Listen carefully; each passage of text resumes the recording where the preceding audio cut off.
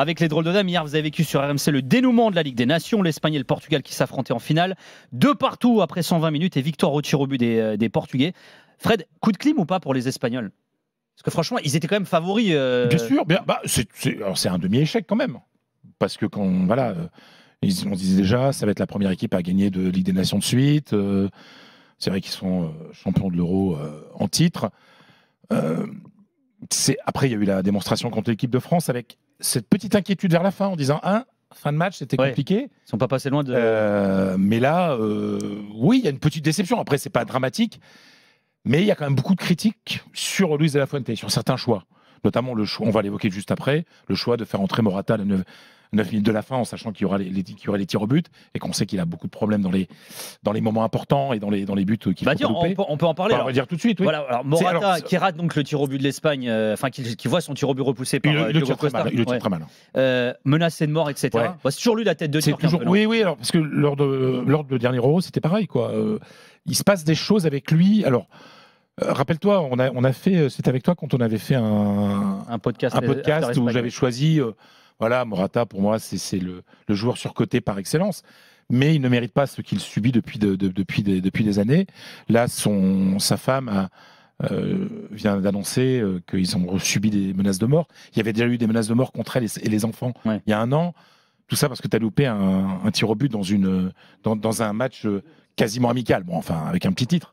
Mais c'est absolument lamentable, mais c'est pour dire le poids qu'il y a notamment des réseaux sociaux aujourd'hui dans le football.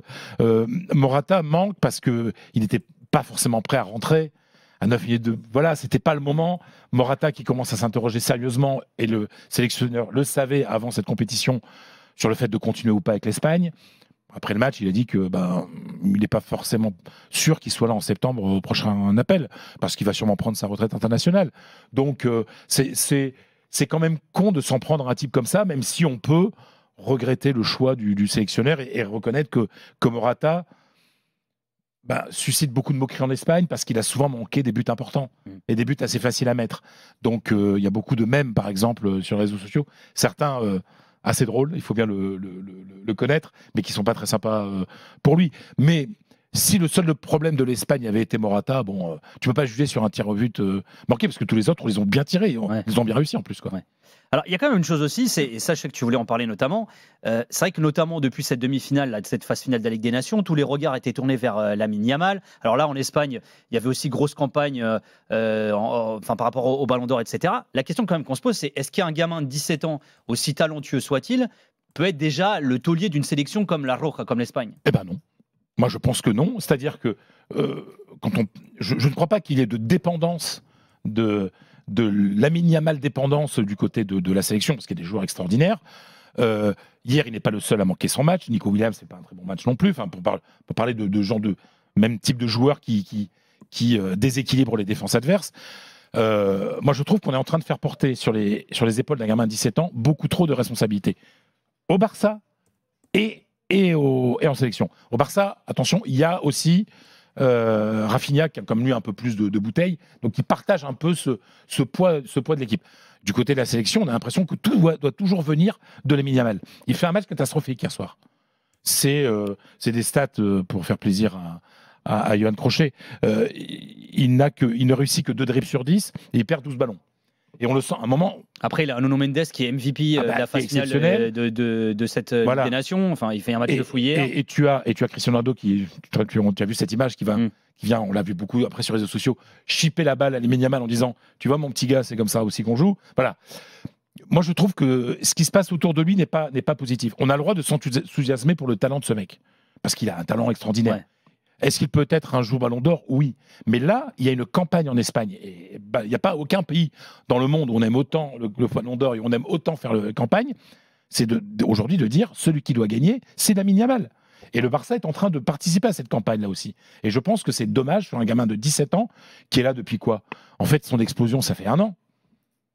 Ça fait un an son explosion. Donc je trouve que c'est absolument lamentable ce qui se passe aussi autour de lui.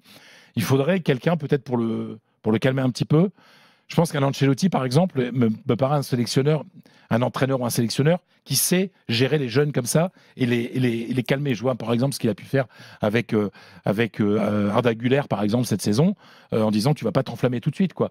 Et même dans sa gestion de Vinicius, quoi. Tu vois, je sais qu'il lui parle beaucoup, etc. Là, c'est dommage. Mais c'est la presse aussi, c'est l'environnement, ce qu'on appelle el entorno en espagnol, de toujours vouloir en faire trop sur un joueur et finalement lui briser sa carrière si psychologiquement il n'est pas assez fort. Rappelez-vous ce qui s'est passé avec Bojan Krikic, qui était très fort aussi. Et psychologiquement, il n'a pas tenu le coup. Donc voilà, puis après, il y a des erreurs qui ont été commises d'après les critiques du sélectionneur.